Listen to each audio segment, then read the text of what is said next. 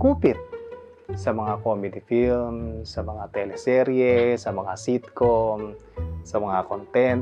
Kapag nakikita tayo ng ganyang eksena, natatawa tayo. Yung tipong may kukuha ng konti tapos sa dulo may mabubuking. Nakakatawa, di ba? Pero sa totoong buhay, hindi siya biro. Nagsisimula ito sa maliit na bagay. Halimbawa na, may isang bata, manghihingi ng baon sa tatay. Ang baon niya, 80. Sabi niya sa tatay niya, "Tay, baon ko."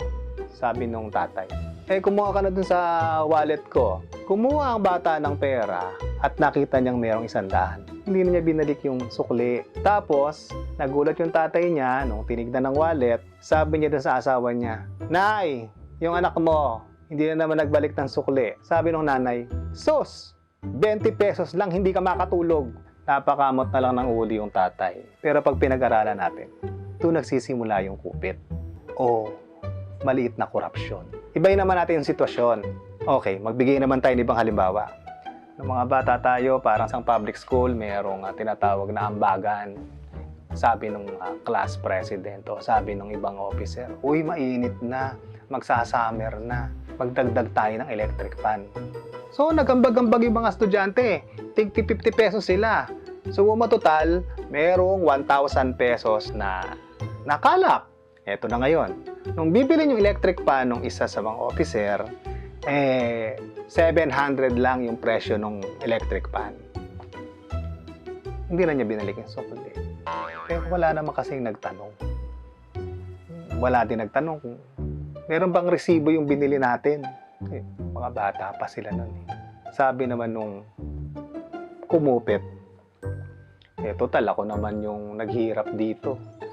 Wala man lang akong napala. Okay. Ngayon, ilipat natin sa mas malaking eksena. Bumoboto tayo ng mga politiko. Mula sa mga lokal, barangay, mayor, senador, gobernador, congressman, hanggang sa presidente. Pinagkatiwalaan natin sila, pinapasweldo natin sila mula sa buwis na ating binabayaran, tayo'y nagtitiwala.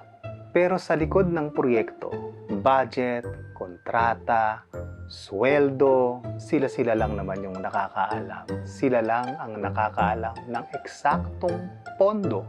Ilan lang ang nakakaalam at nagtatanong ng detalye.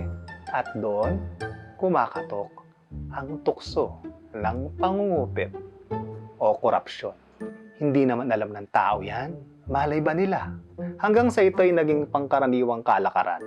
Naging maruming sistema, napakalungkot, naging bahagi ng kultura. Pero masakit man ding isipin, marami sa atin ang walang pakialam.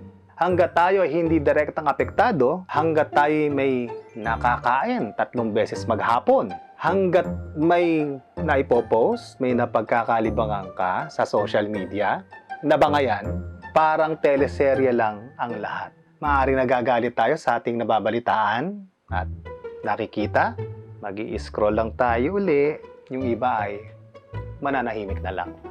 Kaya ang tanong ay hindi lang kung sino yung nangupit o nagnakaw. Ang tanong ay, kailan ba tayo huling naging mapagbatyag? Ang boto ay tiwala. Ang tiwala ay pag-asa at hindi dapat ninanakaw. Ang pangungupit, kahit maliit, yan ang binhi ng korupsyon. Kapag hinayaan natin sa maliit, lalakihan ng mas malaki. Share ko lang, hindi para manisi, kundi po para manggising.